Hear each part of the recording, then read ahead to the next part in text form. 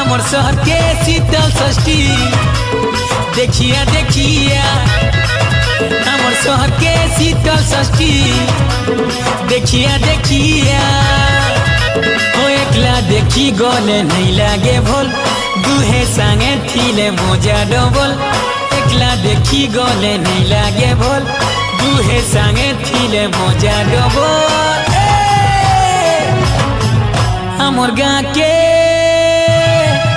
हमर गाँ के शीतल षष्ठी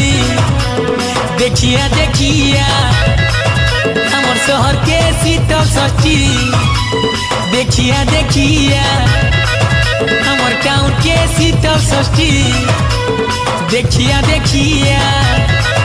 हमर गाँ के शीतल षष्ठी